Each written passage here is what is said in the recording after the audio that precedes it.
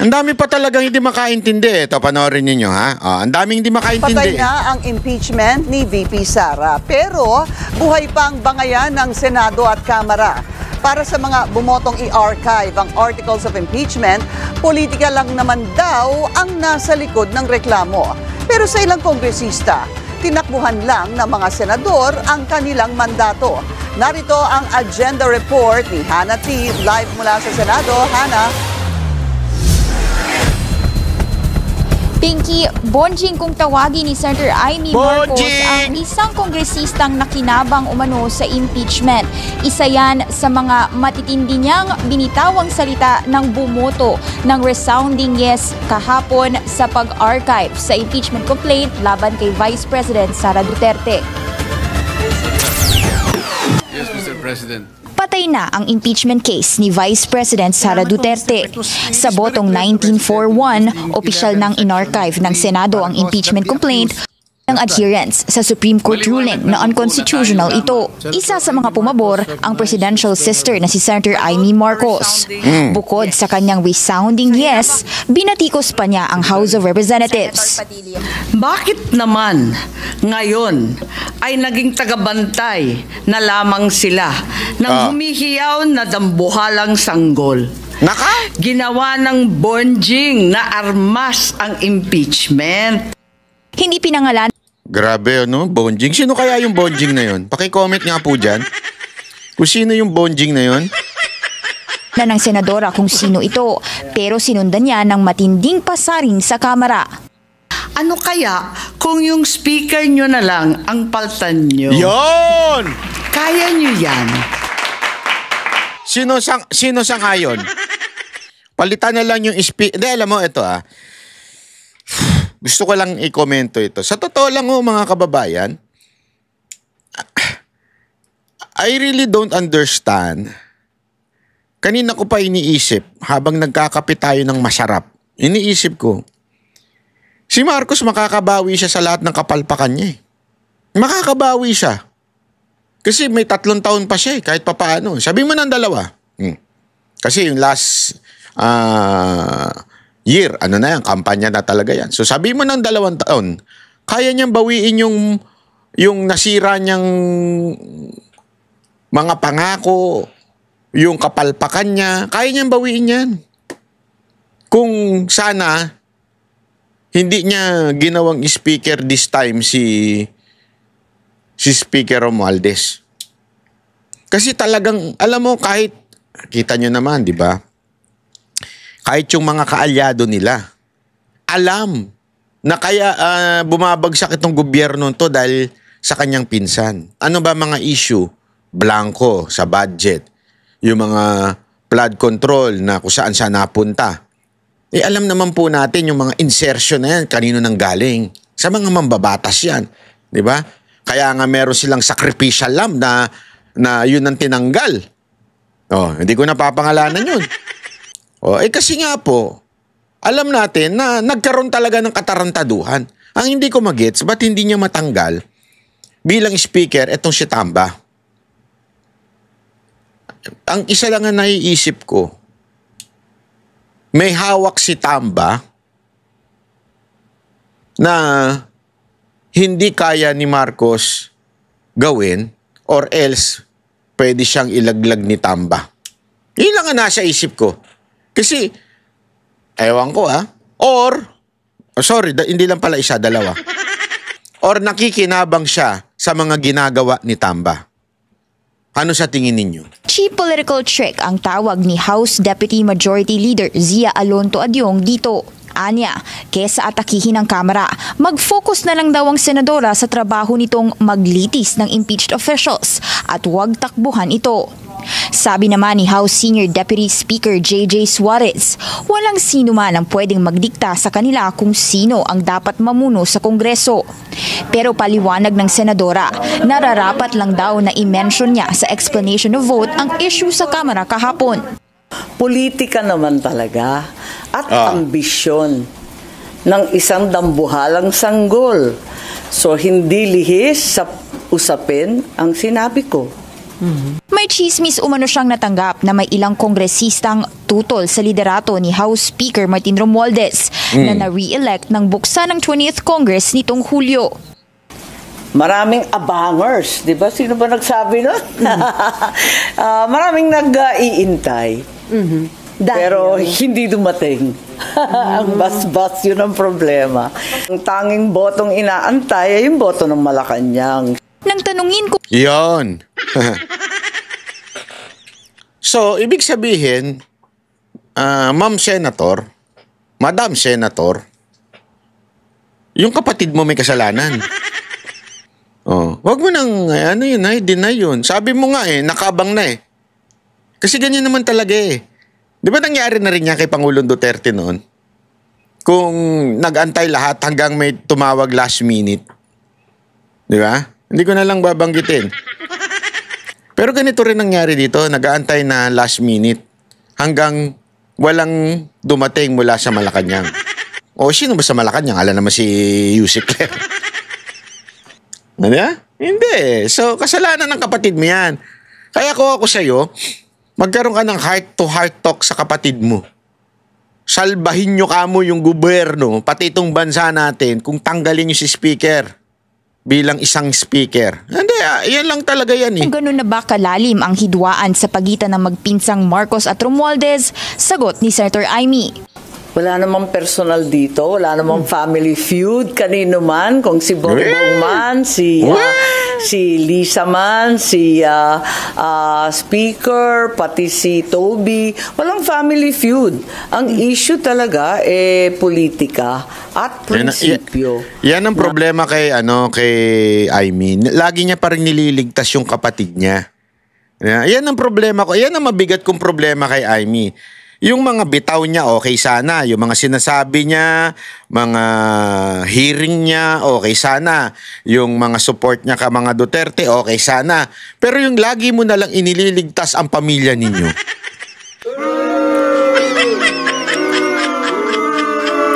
Hindi pwede.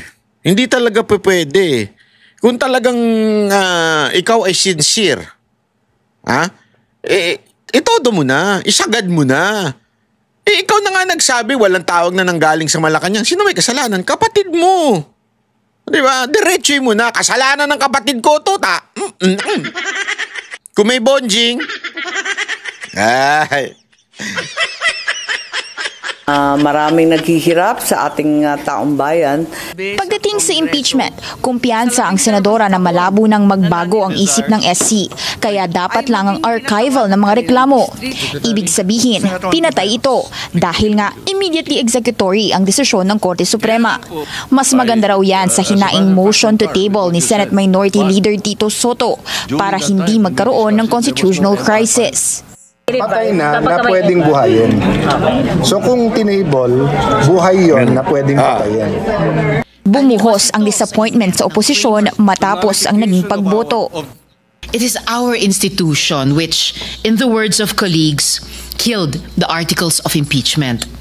Hindi po dapat mahirap at teknikal ang impeachment. Wala sa hanay ng mga senador na bumoto ng no ang nagsasabi na hindi dapat respetuhin ang pasya ng Korte Suprema. Ano, point nyo? Hintayin lang ang final decision. Sa 12 taon. Tingnan ninyo, yan ang lagi nilang punto. Antayin lang daw. Pati ito mga Tumal pa rin ang ilang kongresista sa desisyong i-archive o isantabi ang impeachment case laban sa bise. Giit nila minadali at premature ang naging aksyon ng Senado. Ang detalye sa agenda report ni Joan Manalo. Minadali daw. Minadali. Ano ibig sabihin ng minadali? Anong root word nun? Madali, mabilis. Di ba? Madali, madaliin. Ano sabi ng korte? Tagalan ninyo ang pag-execute. Yun ba sinabi? Ipagpaliban nyo muna ang pag-execute ng order namin. Hindi. Ako, ang linaw-linaw di ba? Ano sabi ng Supreme Court? Huwag nyo muna. Antayin nyo muna yung sagot namin sa MR. Sige nga, ano sinabi ng Supreme Court sa mga matatalinong nakakaalam ng tandaan ninyo ha, lumabas yung pangalawang utos ng Supreme Court the day before August 6. Talagang itiniming nila. Alam nila na magkakaroon ng desisyon o magkakaroon ng debate on the August 6 sa Senate, kaya naglabas sila ng August 5 para malinaw ano ang dapat gawin ng mga senador. Ano nilabas na desisyon? Sabi ba doon, magpatumpik-tumpik muna kayo sa pagpapatupad nito. Or, forthwith executory. O sinabi ba ng Supreme Court na isihan nyo lang ang pagpapatupad nito?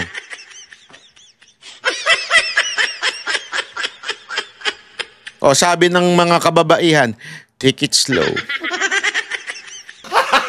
Gago! O kaya dahan-dahan lang. Gago! Ano sinabi ng Supreme Court? Sige nga. Yung mga matatalino dyan, ilagay nyo dyan, isulat ninyo. Oh. Di ba? The day before magkaroon ng pagdinig ang Senado, naglabas ng pangalawang utos. Ano sabi? Immediately executory. Pag sinabi mo bang immediately executory, kailangan magmadali o hindi?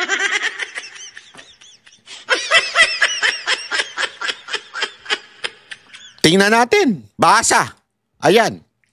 Yes, immediately executory means that lakihan nga natin. Chotomate. Para mas maintindihan. Hindi ko mabasa eh. Lakihan natin yan. Ayan. Ayan. Oops. Nawala na ako. Ayan. Yes, immediately executory means that a decision or ruling must be enforced right away. Pag sinabi mong right away, sa kaliwa ba yun o sa kanan? Hindi. Ibig sabihin na right away, agad-agad. Even if a party o yung kabilang panig files a motion for reconsideration. Sabi dito, kahit MR o mag-motion for reconsideration ng isang party doon sa kaso, pag sinabi ng Supreme Court na immediately executory, dapat sundin agad-agad o enforce right away. In legal context, especially in the Philippines, when a decision is immediately executory, it takes effect at once upon promulgation. This means no need to wait for the lapse of time to appeal. Wag nang antayin ang appeal or for the resolution of motion for reconsideration. Yes, tama kayo, hindi pa final pero immediately executory. Bobo at tanga at ewan ko, sintu-sinto ang magsasabi na wag kayo magmadali. Even if MR is filed, execution proceeds unless a restraining order, unless magkaroon ng TRO. O, sasabihin ng sa Supreme Court, ito, TRO, wag nyo muna ipatupad yung order namin. O, di ba? Yan ang sinasabi. Kaya nga example ito, a decision from the COMELEC declaring a candidate disqualified is labeled immediately executory.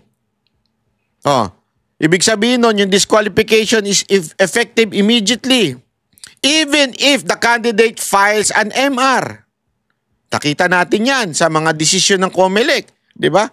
Kahit nag-file pa yung dinidisqualify nila ng MR, as long as ang desisyon ng COMELEC ay immediately executory, disqualified na yung kandidato na yun. Sabi nga sa dito, immediately executory enforced now, no delay, regardless of any pending motion.